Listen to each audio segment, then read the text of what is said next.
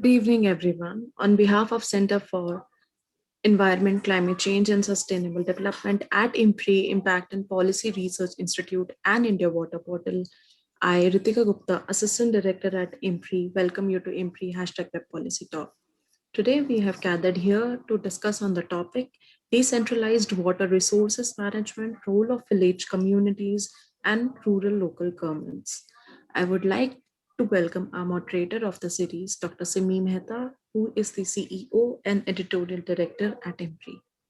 Ma'am, the floor is yours now. Thank you. Thank you very much, Ritika. Good evening to one and all, and I extend Good my evening. heartiest welcome to all of you. Yes, um, I am delighted and proud to inform you that this is the season two of hashtag Planet Talks, the State of the Environment series, and it is the second episode of this season two. We completed successfully 16 episodes in the season one, and we are here with a new year and a new series. So, welcome to all of you. The soul of India lives in its villages was passionately articulated and iterated by Mahatma Gandhi. In a positive follow up to this, the Panchayati Raj system, or a system of local self government of villages in rural India, was formalized and incorporated into the Constitution of India through the 73rd Constitutional Amendment Act of 1993.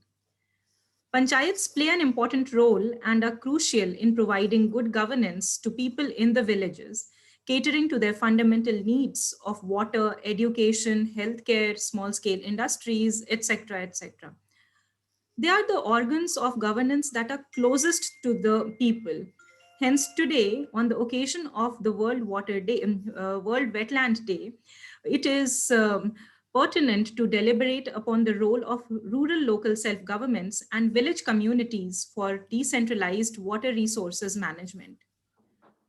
Greater devolution in the water sector can actually lead to greater decentralization and democratization across sectors.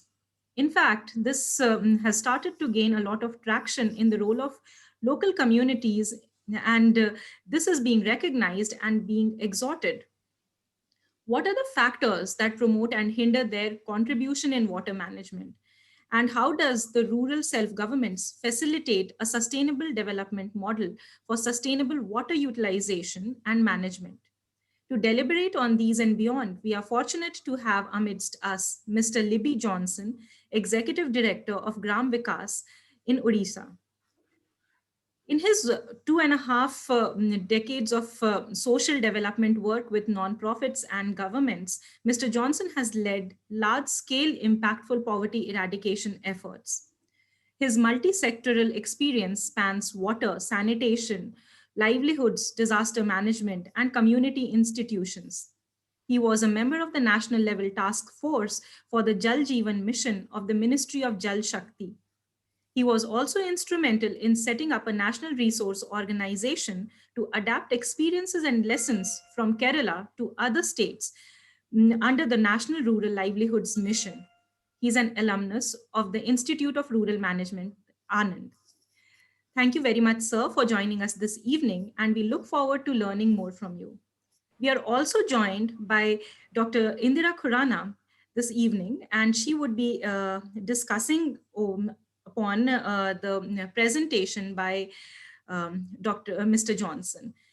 Before we really invite Mr. Johnson to make his presentation, we have a small video by Gram Vikas, which would set the context of Mr. Johnson's lecture this evening. So I request that the video be played. Thank you so much.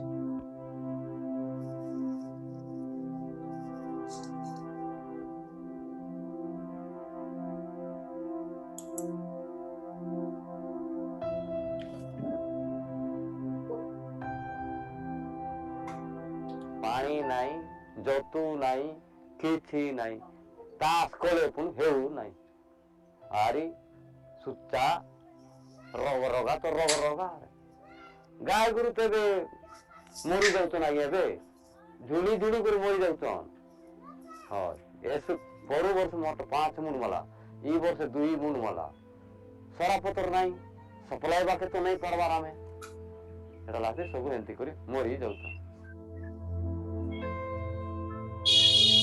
ई जगह मने बन थिला आज्ञा भन गछकुट थिला आज्ञा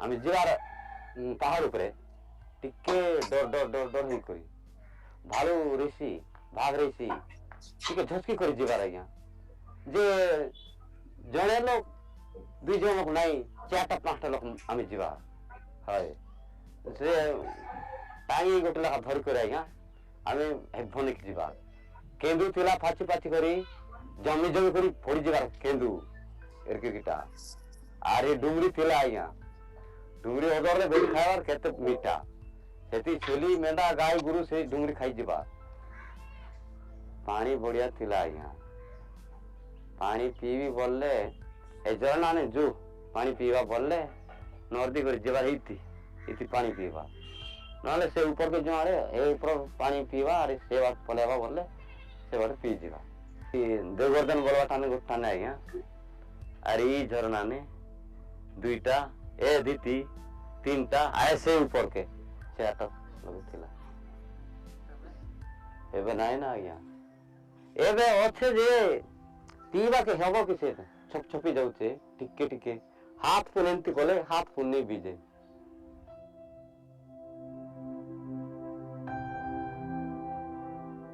सार नंदीर पाणी खाद्य पाणी आका खाउथिलु ग्राम विकास आसी करे आका इलेक्ट्रिक घर माने देले से जरण से पहाड़े ऊपर टाइकी करूसी सार पानी नहीं हेबार टिके पानी हेबाटाने टाइकी करूछु से पानी आमके नहीं हटबारी खरा दिन हेले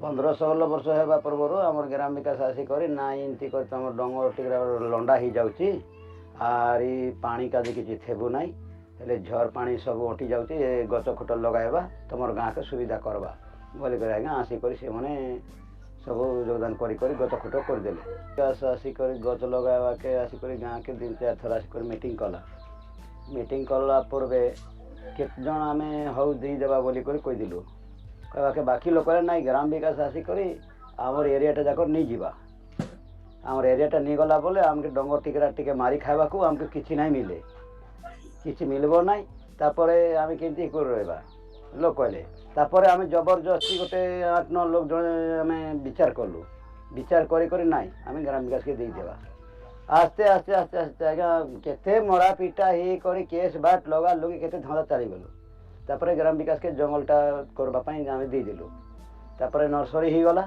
नर्सरी करी तापरे गच निकर पोतलु एबे जंगलटा ही गला एबे जेंती करी भी बने गले गोटे गच आनी करी गोटे घर द्वार भी करि पारुचु कि कोन काटी पत्र भी आनी करी जलाई पारुचु एबे समस्त के सुविधा हैला तारो किछि नै के डंगर मारी करी लंडा कर दुथिले लंडा कर देवा जोरो जेते वर्षा पानी ही गला बोले ऊपर माटी कटी आनी करी तलर बिल भट्टा बोला पर सब जाकर ध्वंस कर जाऊला पाटी जाऊला एबे आरी ऊपर कौन से पानी गोटे आसिक तले खसवा के नहीं सब डंगर को छिटी गात मारी मारी करी पानी सब अटकाई करी घुड़ा घुड़ा दे करी गोटे गली पल पेटा सेटा करी करी सब ठीक ही गला ये आम पहाड़ जेते गच लगी ये समस्त एटा पानी रही आज्ञा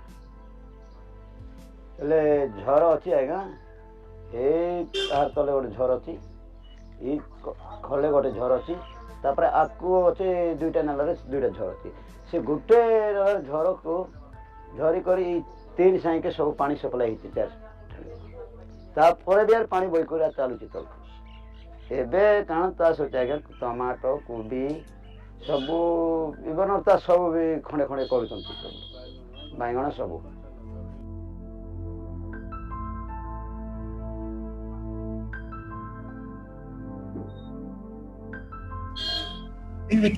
there, Simi? Yes, sir. Is that हलिया डंगर गोटे आउ जुलिया डंगर ये 2टा जगह रे ई वर्षे काम हबो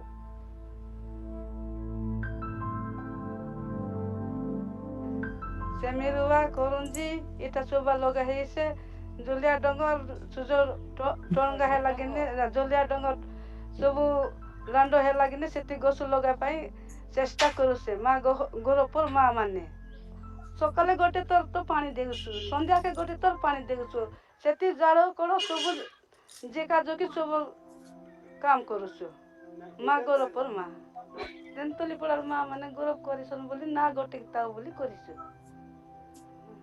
ଗୋଷ ବଡ଼ ହେଲେ ତ ସେ ଗୋଷ କାମେ ବିକିବୁ ସାରା ନା ତ ନା ଗୌରବ ମା ମାନେ ଗୌରବ ଦଲନେ ରଖିବୁ ତାପରେ ସବୁ ଚାରା ଦିଆ ହେଇଛି ତାପରେ ଡଙ୍ଗର ପାହାଡ଼ ସବୁ ଏସିସି ଆଉ ଟ୍ରେନ୍ ସବୁ କଡ଼ା ହେବା ସେଟା ଗଛ ରପା ହେବ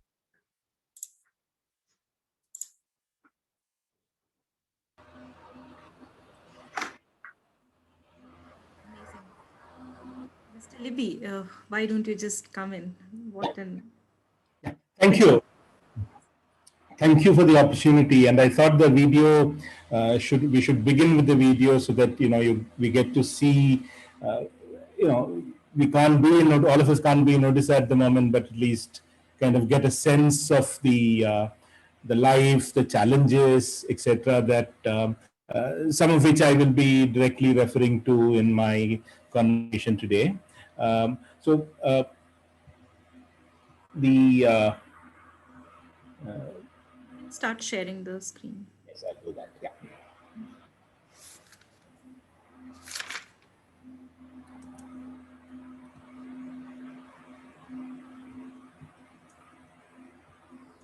Yeah. So, as the role of communities and rural local governments in the context of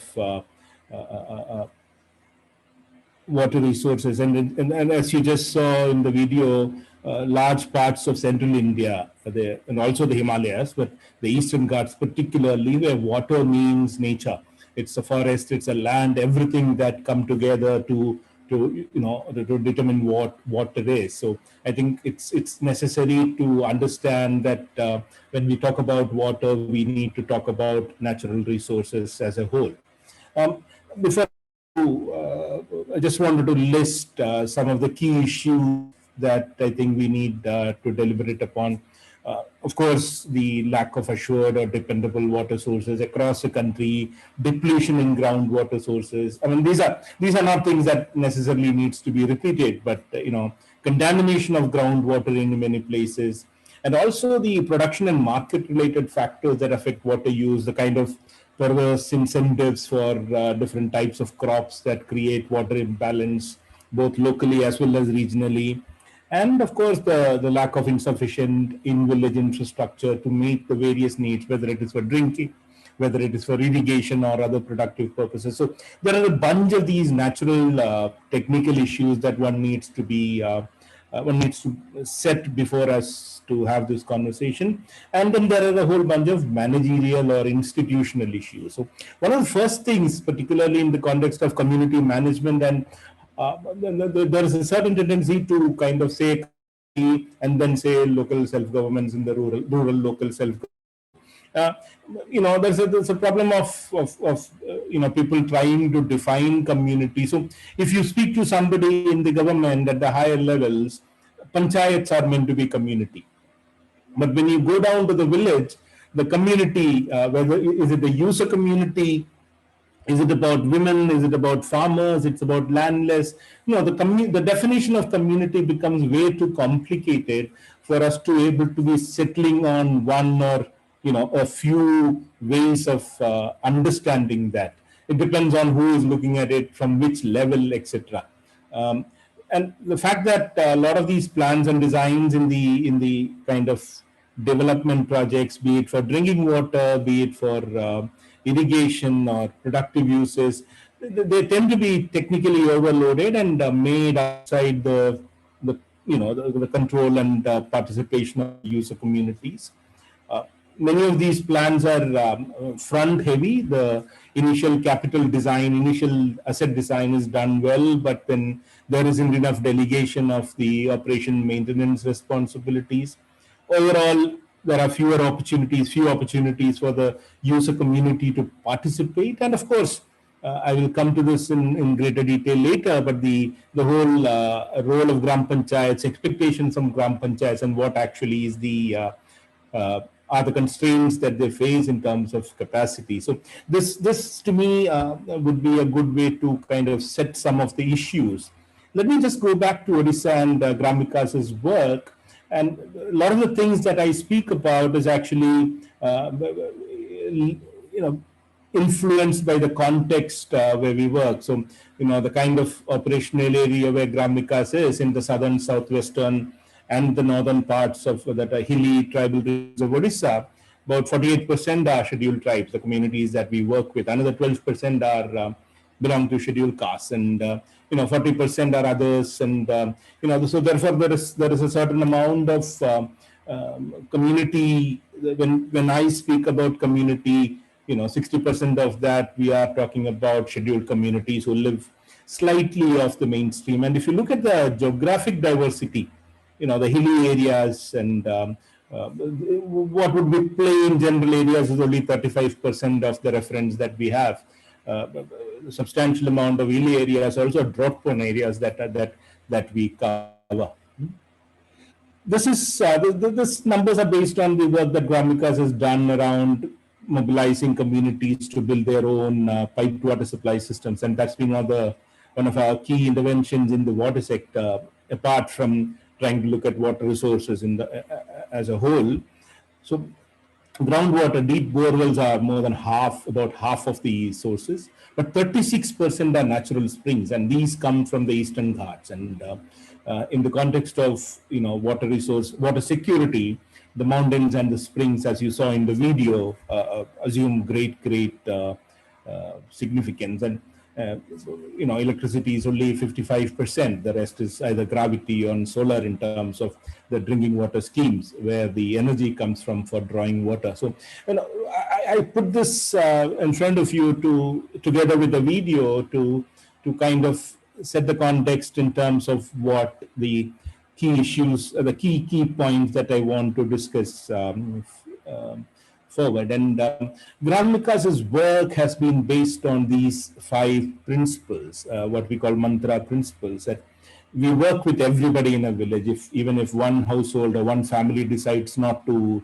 join in, then it becomes, Gram Vikas refuses to work with that village, because we believe that issues of water, particularly the starting point is drinking water, everybody needs to be there. Everybody's stake has to be recognized, acknowledged, and plans have to be made with everybody in the picture. The second one is that communities have to share costs. And when I say community here, I'm talking about habitation level, village level communities, the households that make up a habitation or a village. So, they put together, they share the cost, they take responsibility.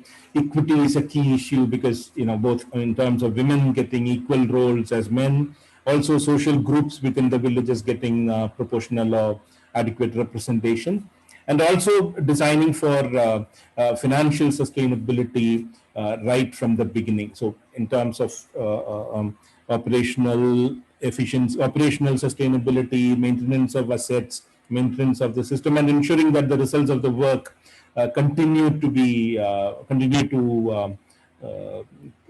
people continue to get that. So these are the principles around that we have worked on. And the reason why I share this is when we talk about community management and community participation in particularly water resources. In drinking water, it's kind of, there is not much difference in demand for drinking water between households. But when it comes to agriculture water, there is a difference between landed and the landless. But some fundamental principle is irrespective of what use water is put to primarily. I think it's important for us to kind of recognize some basic principles which then become easy for us, make it easier and more long-lasting when our work happens with the communities. Now, I'm going to move to the next part and the core part of my my talk today, as to how do we then, given this is the context and given how some of the issues that I mentioned, how do we then create a mechanism where communities and local governments come together? This part of this part is I'm going to quickly run through, because these again are issues that all of us, many others are more aware of and experts at, whether it is in investing in source sustainability, be it whatever be the use of water that one draws water for. And I will talk about technology in a little while, but appropriate technology support for demand management, the support for making better crop choices among farmers so that water resources become, the use becomes more sustainable. Better information about the weather, because one of the things that we started working on recently was to help communities get more local micro level weather information, and tying up with a few technical agencies to convert that weather information into crop advisories. We found that over the last year, the limited work that we have done in the pilot phase, we found that a lot of communities actually got smarter about use of water, because knowing if the rain was coming in the next, let's say, 3 or 4 days, helped them plan for irrigation better. So they didn't have to waste water irrigating a plot of land which was, where the rain was to come in a couple of days. Or on the other hand, they were able to plan their irrigation properly because they knew it was going to be a dry patch for the next, whatever, given the crop cycle, whatever the number of days the irrigation had to happen at the interval with. So, kind of interventions like this. I was talking about technology in demand management. In the rural drinking water sector, household level metering is kind of a contentious issue. From the engineering side, they think users don't manage their meters well, or the users tend to tamper with meters, etc. But our experience has been very different. Communities have been asking for installing meters in their water supply system where electricity bills are involved, because that is a major cost factor. I was surprised recently in a village in Ganjam district of Odisha, a tribal village in the forest parts, where they put household meters in a solar water supply system, solar pumping, where there is no cash outflow for regular maintenance. And the village committee realized that the water tank was filling at 12 o'clock, instead of 3 o'clock before the meter was set up. Meaning that users were getting more conscious about how much water they were using. The meter was becoming the kind of point around which users were getting around to mold their behavior, because the meter tells you how much water is used. So this is one example of how a simple thing like a water meter can help influence water user behavior in terms of how much they use and what they use it for. So use of technology in that sense. Today we are talking about Internet of things and things like that. So there's a lot of scope for bringing down that kind of technology to enable communities to manage their water resources well. Now let me move to the more important part, which is the managerial institutional issues.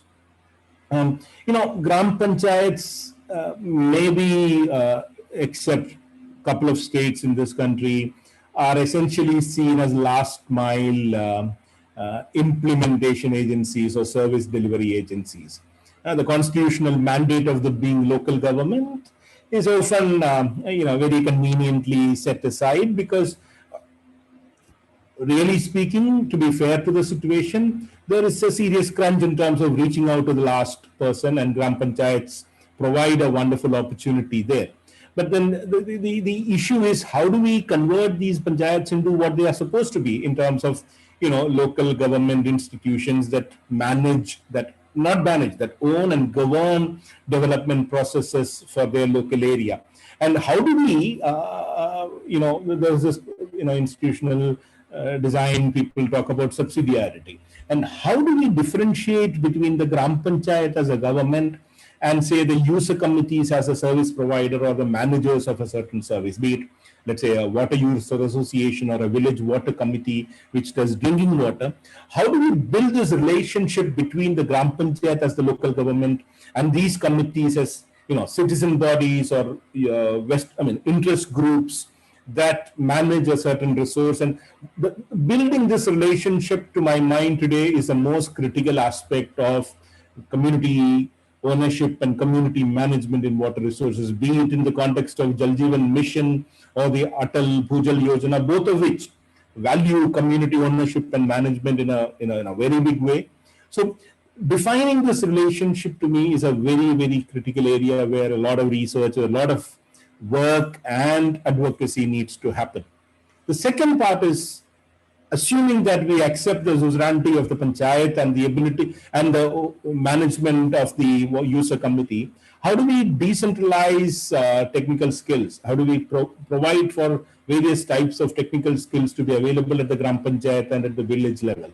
That is another area that needs to work on, and then that can help improve the situation substantially. The third is about convergence, because, for instance, NREGS brings in a lot of money that in most parts of central India is used for land-based work. How do we ensure that the work NREGS investments become more watershed-based? The planning and implementation of NREGS becomes more watershed-based, so that that aspect of government's investments through gram panchayats meant for citizens contribute to the overall water security of the area. NREGS is one example. There are a lot of other schemes that come. Atal Bhujal Yojana in some states is the classic example of how capacities are meant to be built at the community level, at the gram panchayat level, to do that. So I think these three key elements for me. One is defining, using the subsidiarity principle and the larger context, defining what the role of gram panchayat as the government versus a user committee as the user or the manager is, creating this wide range of technical skills, and bringing in a system where funds and resources and programs converge together, so that this broader idea of water security can be, kind of practiced, brought into attention, and mobilize communities, mobilize panchayats around this wonderful idea of getting them to manage their own water and their natural resources. I think I'll stop there now, Dr. Simi, and then if there are some questions, or I would also like to listen to Dr. Khurana with her, very long experience in the sector. Thank you so much, sir. It was amazing listening to you. I would not waste much time, and I would straight away invite Dr. Khurana to make her remarks. Over to you, ma'am. Thank you, Simi, and thank you, Libby. Please call me Indira. Dr. Khurana sounds a bit distant. And yeah, so please call me by my name. And thank you, Libby. I'm also taking the liberty of calling you by your first name. Thank you for an excellent presentation where you really succinctly highlighted the things that we need, the elements that we need if we want to have successful rural community-based and decentralized water management systems. Libby, I was fortunate to visit Gram Vikas in Behrampur several years ago when Joe Mariath was there, as I think he was there as the ED at that time. He was a water aid partner when I was there. And a lot of what Simi and the others, what Libby is speaking about, we were able to see in the field. The amount of work and the household, piped water connections that were provided in the villages at that time, and there were like three tap connections that Gram Vikas was providing, and I had also seen the use of technology in the springs which they had used for providing drinking water. So we've also been on various government committees together. In Niti Aayog, in fact, Joe Mariath was a chair of one of our committees on rural drinking water supply. So yeah, there's been a history to our relationship, at least my relationship with Gram Vikas. So hats off, and a big salute to them for the work that they're doing. I think he also, his presentation and that wonderful and moving video that he shared with us really showed the importance of going local, taking into account the local diversity, the ecological diversity, the cultural diversity that exists in our country, all over the country. And in fact, Rajendra Singh from Tarun Bharat Sangh has highlighted 80 different geo-ecological cultural zones. So if you do your water management and community involvement based on the ecology, on the, on the topography and on the culture of the people that inhabit that place, then chances of success are much, much higher. Also, I think the importance of water has now, we're at a crossroads, I think, right now in 2021.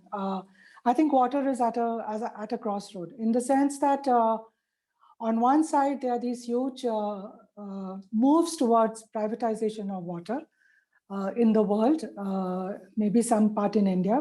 And the other side, we are pushing for decentralized people management of water. So somewhere we need to come at a place where the people have access and where water management and resources is in the hands of the people.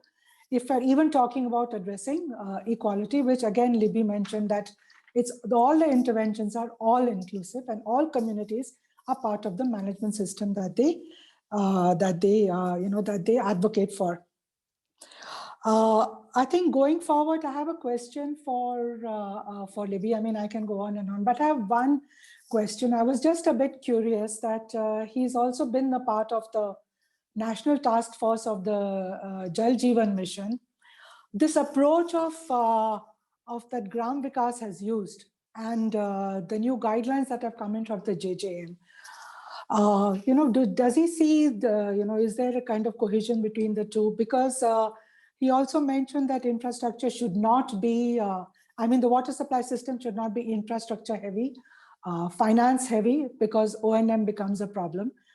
And I just feel concerned that the kind of systems that are going to be promoted under Jal Jeevan Mission, and if the O&M is going to be in the hands of the panchayats and the user community, how will they manage the O&M? So I just had a question for Libby on that.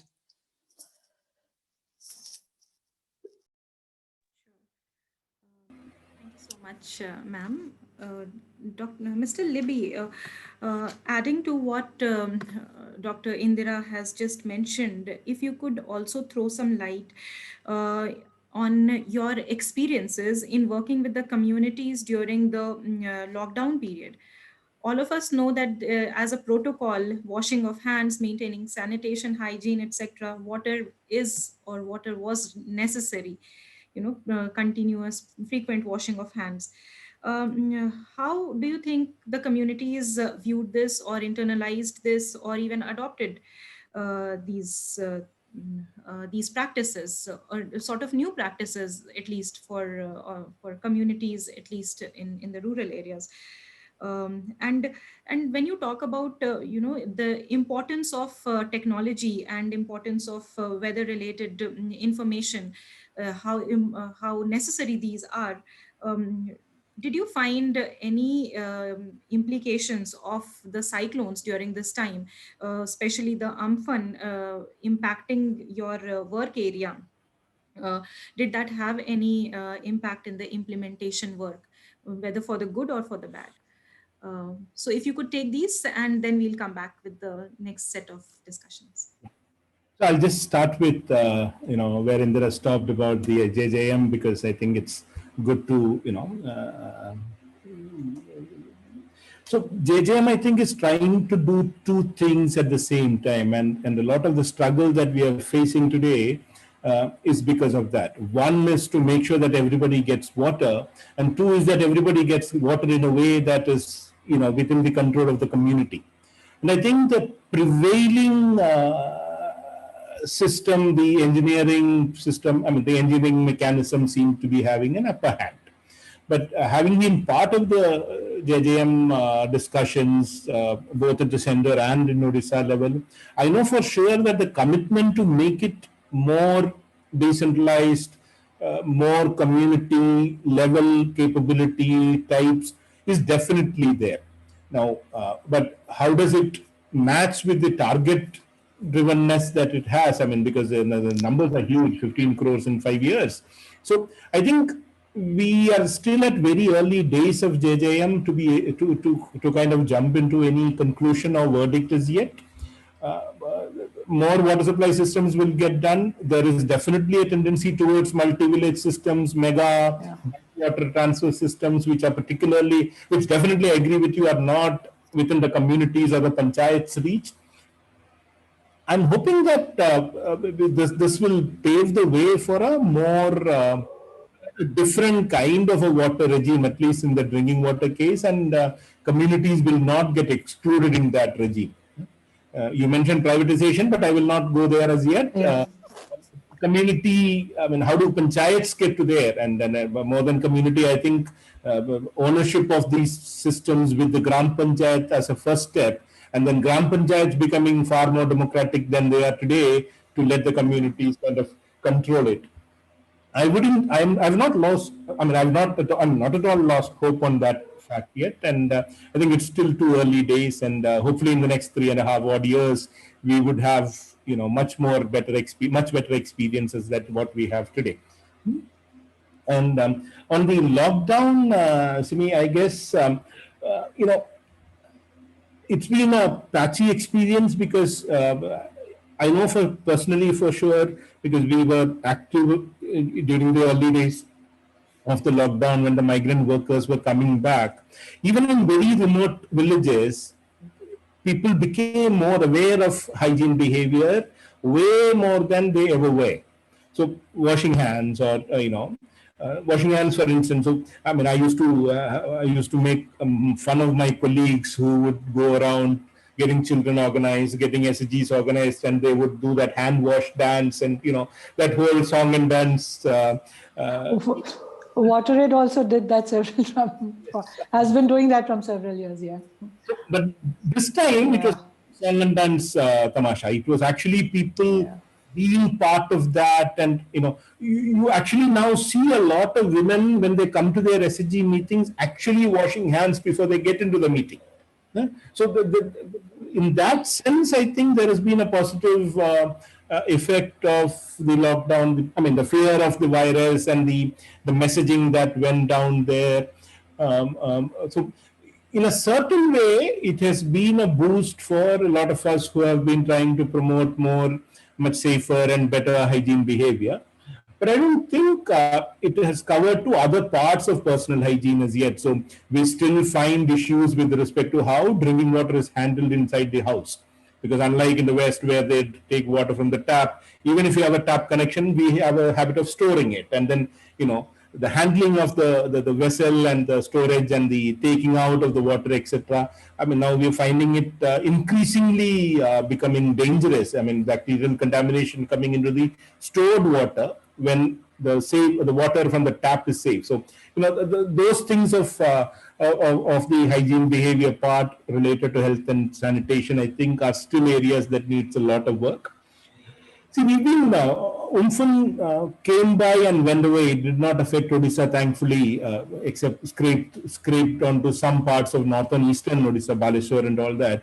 So we had a Cyclone Fani in May 2019. We had Cyclone Titli in October 2018. So we've been kind of used to this, and I think Odisha can be proud of the fact that a lot of its infrastructure has become cyclone proof. So, electricity supplies get restored in 3 or 4 days, even in not necessarily in the most remote areas, but many villages get the power back in 3-4 days. Water supply systems, there is now a mechanism to kind of make sure that the water supply is resumed faster wherever the dependence is largely on piped water supply. So Odisha being a kind of a cyclone regular area, our systems, both in terms of the psyche and preparedness among people, as well as the administrative and infrastructure preparedness, I think we are definitely much better than what we saw, say, in 99 or even when Cyclone Phylin came. I mean, 99 is way too back in history, but 2014, 13, 14 is more current when we had Hudhud and Phylin. And compared to that, what we see in 2019 and 20, I must say, and I mean, I really commend the government as well as communities and civil society organizations that have done this great work on preparedness and resilience to a great extent.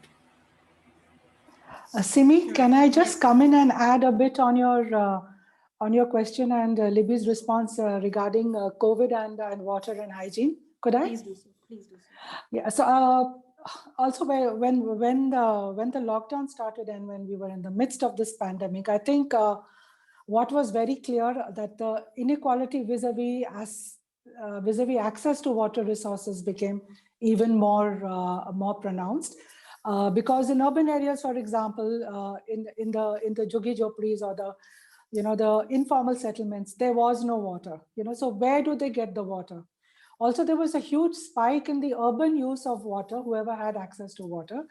So in terms of how much water was available to supply to peri-urban areas and to rural areas, also that became a bit of a challenge. I think the load on women also increased in both rural and urban areas because women had to now go even further distances to get access to water. And here, the work of Gram Vikas and other organizations, where you're looking at strengthening local water resources that are available, this becomes really, really important because let's face it, there's ample evidence to show that we are now, even Dr. Fauci has said that we have entered the era of pandemics.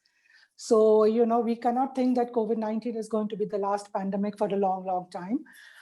We also know that tampering with nature has been a major cause for this pandemic and for several other pandemics. So I think we cannot stop overemphasizing the need to identify and conserve, restore, rejuvenate our local water resources so that water is available and life is easier for the people whose responsibility it is to provide water for their household.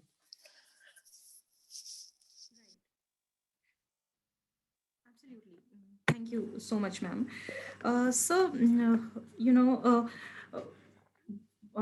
How do you see the community level participation towards gender mainstreaming in water resources management? What has been your experience? And in fact, it was very heartening to see one of the women actually speaking in the videos that we played. Although, of course, what was really noticeable, what came out for me was while the men were talking, eye on eye on the video, she was kind of camera shy, yet she had that confidence to at least go ahead and speak to the camera. It was really heartening. So what is your experience in that entire gender mainstreaming of water resources? And if we could take one connected question, how are the challenges of caste and class inequalities within communities dealt with? And if I could add the gender inequalities, how do you deal with it? So, over to you.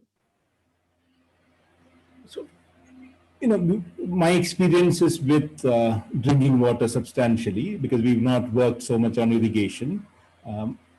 With respect to drinking water, our experience has been that women have taken the lead in most villages to kind of mobilize their community, get the work done. Because they of course are the biggest beneficiaries, if I use the term, of tap water. In terms of reduced drudgery, much better utilization of time, etc. Our systems try to promote the way we approach the whole thing. We try to promote equal participation for women in decision making. But I have seen it vary between the type of community. So the video that you saw is from a scheduled tribe community, Adivasi community in Kalahandi. And the lady who spoke was camera shy, but in the second half of the video, there are several women who are not. So, that's also there. But Adivasi communities, you find that the women naturally get a lot more power in terms of decision making. Whereas in mixed caste or general caste communities, particularly in the plain areas, while the women, we've had to create parallel platforms to deal with the women, to engage with the women. Traditional male domination has continued to be an issue. So as long as Gram Vikas was active in the village, we were able to address that. But recently, when we went back to some of these villages where we worked 15 or 18 years ago and looked at the constitution of the committees, the village committees, which at one point had equal number of men and women, we realized that the women had taken a backseat because the men were controlling and determining what happens. And this was in line with what was happening. So I don't think we were very successful in kind of bringing in gender equity because of the water intervention. Probably we were not there long enough with the community to do that.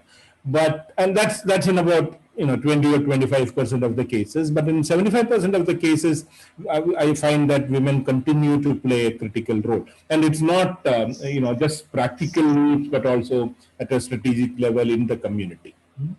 On the issue of caste and class inequities, our experience in Gram Vikas is limited because about 2/3 of our villages are single community villages. It's only in about a quarter of the number of villages that we worked with where we've had multi-caste. Now it's very interesting because we insist on 100% that everybody has to come irrespective of the caste or class. It takes a bit of time for everybody to accept that everybody. So the earlier villages, the classic strategy that we used to take was, so everybody builds a toilet and a bathing room, every family in the village, and then they work together to bring the tap water. So the richer, the better off, the upper caste people would say, वो गरीब है, दलित लोगों से नहीं हो पाएगा, आप हमारे लिए कर लीजिए. So we will build, let them stay out. My colleagues in the field at that time had this classic question, Acha, we will do that for you. Now imagine, where does your water come from? So they will say it will come from a source, a well protected source. And then we'll ask them, Acha, where will those people go and defecate? And then people will start thinking, oh, if they defecate out in the open, then our water will be affected. So we used to very, rustically, very crudely ask them, "Ki aapko kya unke tati wala pani pina hai?" And that used to be kind of the trigger for us to get the richer people to subsidize the cost of systems for the poorer people, who are helping poorer people to build. So because it's drinking water, it was easy because the demand for drinking water across, whether you're rich or poor, the demand for drinking water is more or less the same. I'm sure it won't work the same way if it was water for irrigation, where the land ownership and the amount of land that you hold will determine how much water you need. So equality cannot be a standard approach. That is how we've been able to manage the caste or the class inequalities in the village because drinking water is what we called an uncontested domain. I have no advantage in hoarding more drinking water than somebody else or deprive somebody. So kind of a greater common good principle we could apply. And it used to take us a year, sometimes year and a half, sometimes in villages to bring people to that consensus. And obviously that is the cost of the time cost of development that one has to bear if one has to bring about some of these social change processes. Simi, can I add on? Yes, ma'am, please. Yeah, Simi, I think you asked a great question. That was next on my list, but thank you. And just taking on from where Libby left, I think, and based on what he said and on the work I've seen in other places of other civil society and community groups, I think one of the first lessons, which even Libby said in his presentation, even now he said that these things take time. If you want to get sustainable systems, equitable systems, they take time. And this is something I think even donor organizations and even people working with communities and even the government needs to realize, because you cannot expect change and you cannot expect sustainability to happen overnight. The forests that they were showing and the revival of springs, I'm sure it's taken more than 3 or 4 years to really get the things, getting them sustainable. The other thing about women involvement, I think they experience has been that they must be involved in right from the planning stage, because I have seen work in Maharashtra and in Gujarat where you've done work for improving your irrigation potential, but still tankers are coming in for supplying drinking water, and still women are struggling for getting drinking water. So you can't get a bucket of water for the woman, but you can have 2 crops and 3 crops. So it's very important that if women are involved, from their perspective, they will suggest what they need. They should be allowed to suggest what they need, and accordingly you can adapt. Sometimes very simple technologies you can use to see that their drudgery is reduced. And like Libby said, yes, you have to have parallel platforms, use different approaches. Sometimes women will not speak in front of the men. So you have to, I've seen women who will not face the mic, who will turn their back because their father-in-law is sitting in the audience, but they will still speak. But all these things take time. And also there was a paper by Dr. Thorat where he said that even if you give access to basic services to marginalized communities like scheduled caste and scheduled tribes, especially scheduled caste, he said the woman would still live about 5 to 7 years younger. I mean, she would die 5 to 7 years before the average life of a woman belonging to a so-called, I don't know what you call, the other caste. So these are really deep-rooted, issues where we need to address it from different kind of perspectives. I also really like the technology, Libby, that you all have used in, and which you mentioned briefly in your presentation, looking at, basically this is a pure example of going vocal for local, because looking at what is the topography, the springs, gravity flow, what is the kind of technology you need, and also providing information regarding the weather. I think that's really something that is critical, that helps the people plan better, that helps also to save the water. Thank you. Absolutely, ma'am. Thank you so much. In fact, when you talk about Professor Sukhdev Thorat, he's one of the advisors of IMPRI, and Great. also he was the PhD supervisor of Dr. Arjun Kumar, who is the director. Yeah, that Dr. Arjun told me. Yeah. Yes. And in fact, he has also done a lot of work on access to basic amenities across various social groups, and looked at the various aspects that you just mentioned. So perhaps you could engage in a conversation that would be more engaging in the next one of our episodes. So when you talk about, in the SDG framework, Global Sustainable Development Goals, there is one of the goal is to provide tap water within the house, and it is also in the smart city sort of service level benchmarking to provide 24/7 running potable water. But there is a lot of urban-rural conundrum that is there, because who has the ability to pay after all? We just saw yesterday that the Jal Jeevan Mission Urban launched the Jal Jeevan Mission Urban was launched with a 50,000 crore allocation in the budget. So in this manner, how do you see the rural and urban and the community getting decentralized? And also there is a lot of costs involved when we talk about ensuring infrastructure in the rural areas. In Delhi, for example, the Delhi Jal Board provides the water facilities. How do you think this can translate into in the rural areas? There's a lot of manpower management costs, capacity building, etc. So if you could throw some light on this, and also, is there any problem? I would club it with another question from the audience, that is there an aspect of competition or hoarding among the village communities when it comes to water resources management? Over to you, sir. So your question on the rural urban and the costs and complications of how communities can manage, I think to see this quite contextually. So urban services, basic services in urban areas is a different matter. I mean, compared to rural areas. So even in rural areas, so there are desert zones, there are high water arsenic or fluoride kind of affected zones, Himalayan slopes, where the water sources are not local. We need to differentiate between communities that have local water sources and communities that do not have local water sources. And that is how I would like to do, in the drinking water context at least, it would not be rural versus urban. It would be, is my source in my neighborhood or not?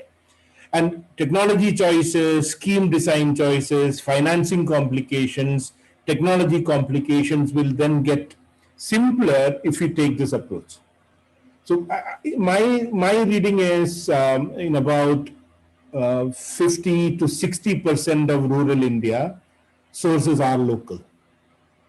That's in terms of area. In terms of population, it would probably be about 28-30% of the rural population can depend on local sources. So then you need to have a decentralized, distributed kind of water supply system, single village systems that communities themselves can manage. The remaining part of this country, probably a larger chunk of the population, will need water brought to their villages, to their localities from outside. There, it is more an engineering issue, and users are probably trying to be more consumers. The other part of this is areas which have more local water sources are probably areas where the purchasing power of communities are lower. So you already have a solution to the problem of purchasing power, the price of water, because it is local. And if you are bringing it to let's say, tap water to an urban slum, it is likely that the residents of the slum have, kind of daily incomes, however low it is, they still may be able to afford a certain amount of money to buy water, even if it's coming water on tap. So this differentiation, rather than rural urban, I think should be the basis for us to kind of do water planning, at least in the drinking water sector. And related to that is a question from the audience about hoarding and, drinking water that, you find this in even, kind of more mainstreamized communities. So there is inequities in water use. A lot of the villages that we work with initially started with a flat rate, 30 rupees per household per month. That was a water tariff. And then we realized that a slightly better of families would have 2 motorcycles in the house. Somebody who has a much larger backyard, they would use this water because it was costing the same to everybody. They would use this water, divert the water to a bit of irrigation of a kind of a vegetable garden. They would use this water to wash their bikes. And it is such communities, including the people who are better off, who've come forward to say that let's measure the water that we are using, and let us now charge, communities are working around in a ways that we charge for water that you actually use and not a flat rate. So it is that kind of behavior, because water is not something that you can hoard. I mean, you can buy a 10,000, cities we do that, you have a sump under your house, which is 20,000 liters, you have 3 water tanks on the rooftop, and another 15,000 liters. Fortunately, I don't think most parts of rural areas that I am familiar with have that kind of purchasing capacity to kind of invest in that kind of water storage devices. But doesn't mean that it's not going to happen. I mean, as communities progress, move up the aspirational ladder, these things are likely to happen, and we have to wait and see how much of community management can actually help address these issues. And if we've done our work well with those communities that we work with, sensitivity has been created, maybe people will do it properly. Also, sir, just yesterday in the budget again, the Swachh Bharat Mission 2.0 was launched with a huge amount of outlay, 2-point-something lakh crore rupees. And the focus has been on fecal sludge management. How does this translate into the rural areas? If you could provide some light on this. And also there is a question by Dr. Prakash Chandra Das, where he mentions that with all or none principle, what is the effect of adoption of Gram Vikas practices in terms of upscaling the model on a state and national level? With the Jal Jeevan Mission eyeing on a universal coverage, will Gram Vikas model be a viable option insofar as it is constrained by an upscaling of the model? Is there a middle path or your recommendations on this, Mr. Libby? On the first question about Swachh Bharat, and I think the focus is rightly moving to how safely fecal matter is handled, disposed, etc. There again, I think the principle has to be similar to what I said in water. Does my community have enough space to manage our fecal matter in situ? Do we not? I mean, most urban areas, most peri-urban, large census town kind of villages, there will not be in situ systems that are possible. Therefore, the fecal matter will have to be collected, transported, and treated somewhere else. And in such cases, again, this is probably, almost half of a country geographically, about 70% of the population in terms of spread of people. You will need, contained fecal sludge management. And I think the government's focus is rightly it's correctly in the right direction. The remaining communities that we work with, we find that household level in situ management of fecal waste is the right thing to do because the costs are lower. It is something that the community, the user takes responsibility for, because every time the user transfers the responsibility for one of his or her, what he or she is supposed to do, then comes the whole issues of governance and contracts and scale of approach, etc., scale and technology, etc. But in our case, for most of the areas that we work with, the twin leach pit toilet, the fecal sludge management using twin leach pits have worked, continue to work, and I don't see a reason why most of those communities have to worry about anything that is more centralized. But at the same time, there is this larger chunk of places and people who will need more centralized solutions. The question from the audience, I think, so what Gram Vikas's 100% approach of all of none was in Swachh Bharat Mission converted into open defecation free villages. That Swachh Bharat Mission rural by design was that everybody in a village should defecate in a latrine, in a toilet, and not defecate in the open. Jal Jeevan Mission is now about 100% functional household tap connections. I think both SBM and JJM has already taken national what we've been trying to do in our own way. Obviously, it is a big national level scheme. The approach would be different. But I don't think, but I think what Gram Vikas started in 95 with this 100% approach. And at that time, we were laughed at when we said that rural communities build their toilets, they will get tap water in their houses. We were laughed at. But today in 2014 and then now in 2020, the same things are now accepted as national level priorities. I cannot be but proud about it. Simi, I have a question for Libby. Hopefully it will be my last. May I? Please go ahead. I was just coming to you. Yes, ma'am. Okay. So this is again just going back to decentralized water resources management and in the context of the COVID-19 pandemic. I think at that pandemic across the board, I think all of us were very disturbed when we saw the plights of migrants who were kind of, all the journeys that they had to make, had to make back to their homes. I think the issue then came up that why, I'm sure this question has been asked earlier, but why are people leaving their villages and coming to urban areas and living, some people aspire, they feel that they have a better life in city, they want to come for education for any other reason, that's fine. That's not distress migration. But why are people distressed that they have no other option, they don't even have drinking water, and then they come to urban areas, they live in miserable conditions, and then when something like this happens, we also turn around and tell them that, you're also responsible for some of the illnesses that we are, and the challenges that we urbanites are facing. So I wanted to ask Libby that what does he think is this role of decentralized community water resource management? Does that play a role in reducing distress migration? Because there were several examples I saw from Rajasthan, from Gujarat, from Madhya Pradesh, from Maharashtra, where when the migrants went back to their homes, the civil society organizations used their human capital and actually did some water conservation work. They cleaned up, dried up nalas. They afforested, afforested mountain slopes, did bamboo plantations, dug trench pits and all that. So I mean, how can we, what's the role of community initiative in preventing distress migration? I think you had the answer in your question itself, because I want to hear from you. you know, in the late 90s, there was distress migration from Bolangir and western parts of Odisha to Raipur and to Vishakhapatnam and all that. I think almost 95% of the migrants were landless.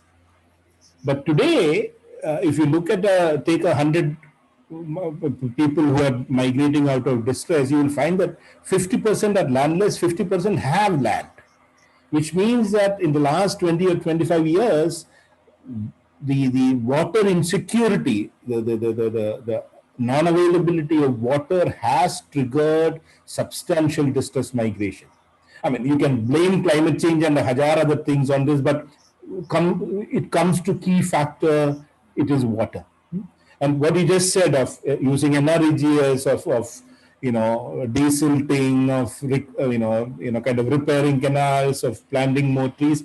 I think we do not have too many options, but do exactly that and get better at managing our water resources if we need to reduce this level of distress migration. I completely agree with you.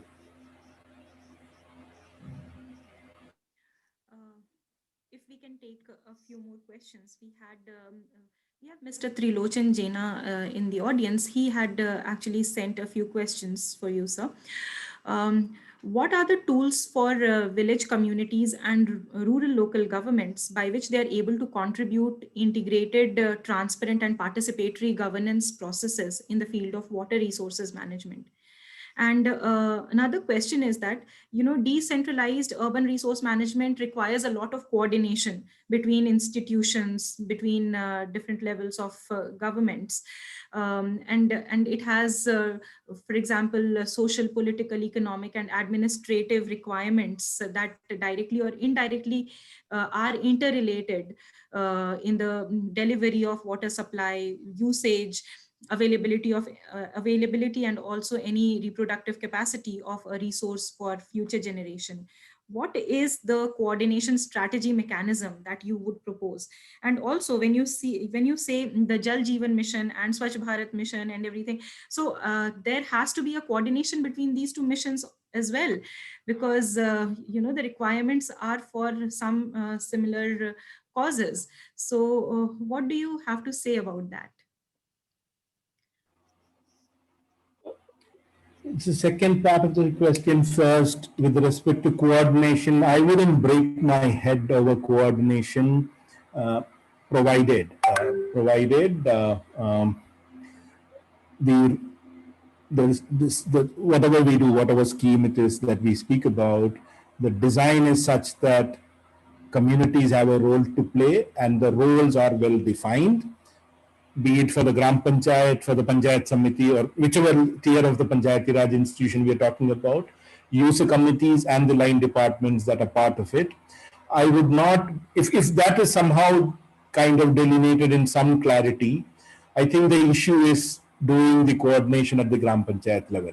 However well we can work at the Gram Panchayat level, build capacities of both the elected representatives and the functionaries of Gram Panchayats, and get the user communities to converge or deal with the Gram Panchayats in a democratic, accountable manner, I think a lot of the convergence issues will get sorted out. Once this starts happening on the ground, because a lot of people talk about, when we talk about convergence, the supply side, or the scheme is not designed for this, there is no permission from the state government for this, these issues come up. But I think once the Panchayat level coordination and the citizen level demand creation happens, a lot of the supply side systems also start responding. And this has been my experience across several states in the country, that whether it is SHGs of women, whether it is water sanitation committees, when they start talking to panchayats and engaging with the panchayats, supply side issues start get addressed. So convergence has to happen, to my mind, first and foremost at the Gram Panchayat level. And what tools are there? I think the most important tool is for the Gram Sabha to happen properly. And that is where the Gram Panchayat and the citizens come together. In a lot of places, Gram Sabhas are tokens, rituals that happen, but I don't think we have really, whether us in the civil society sector or those promoting decentralization in the government, we've really made use of the Gram Sabha as the primary tool of coordination and convergence, and how plans and wishes of the people get converted into plans of the local government. So should they also reduce, should they also demand a reduction in the increasing utilization demand of groundwater? Should they go ahead and do this, or is what? Demand is a factor of a lot of behaviors. So, any demand to reduce water would mean substantial behavior change has to happen. And I don't know if any power in this country has the ability to influence behaviors in such a way. So I think it is more realization and awareness at the local level. Like I was talking about the meters. No, you install a water meter, people realize certain things, and there is a shift in behavior. So I think we need to deploy some tools like that, technologies like that, to be able to kind of nudge people towards, behaviors that are more sustainable ecologically. Also, I think coupled with appropriate measures that can kind of replenish your groundwater banks or your surface water, I think simultaneously also to seeing that you're not only taking out, but you're also trying to do something that you're putting in or recycling. So it's a basket of things that you need to put together. So coming to the end of our question and answers, there is one question which I would request both our panelists to delve on. What is the kind of immediate policy or urgent policy support for water resources management that is required? And is there any attempt, Mr. Libby, by the national or the state governments to create infrastructure or to ensure that there is expansion of tourism in the area, and in a way they are creating hurdles in the proper water management issues? Is this something that is a challenge, or is it something that is acceptable to the rural communities? And what is the actual response by the communities? So the second part was about tourism, right? Yeah, tourism and infrastructure creation.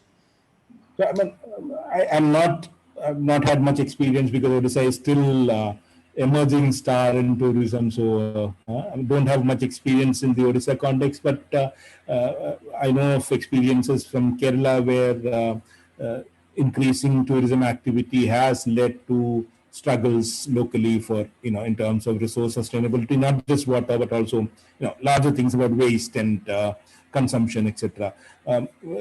That, as well as the first part of the question of what policy level prescription needs to happen, I think the primary thing to be done in both cases is to allow the Gram Panchayat to govern. If you allow the Gram Panchayat to govern, there will be capacity issues, there will be corruption, there will be all kinds of difficulties, but not too long in future. Not too long in future, you will start finding Gram Panchayats taking decisions that are good for the Gram Panchayat. All kind of influences will happen, but at the end of the day, you will find Gram Panchayats deciding for itself what is good. Be it tourism, be it quarrying, be it mining, be it any kind of extractive activity that is likely to affect the ecological balance. If the locus of control, if the danda is with the Gram Panchayat, and we've done what we need to do to the Gram Panchayats in terms of empowering them, I'm very, very sure that, because I've lived through some of this in Kerala myself, a lot of decisions that get taken will be the correct decisions. And the 14th Finance Commission started, 15th Finance Commission increased it. Today, 60% of the grants to the Gram Panchayats have to be spent in water and sanitation. initially a lot of it will go into infrastructure, into water tanks and pipelines, etc. But the time will come when the Gram Panchayat will have the money to spend on water and sanitation, and it will have to go into quality, it will have to go into sustainability, it will have to go into, devices to make demand water use better. So I think take it down to the Gram Panchayat level and allow the Gram Panchayat to function the way they think is best for their locality, I think is the way to go about it. Right. But financing of the Gram Panchayats would remain a challenge. When you say that they will have the money, how would they be generating the revenue for such efforts? So already the finance commissions are giving grants to the Gram Panchayat, right? So whatever the national government is spending, a good chunk is going to Gram Panchayats already. But then you are constraining this by not allowing them to use the money the way they should be using it. There's a lot of control that come from the top. Lot of, the grants are all tied grants, and they're tied with thick ropes.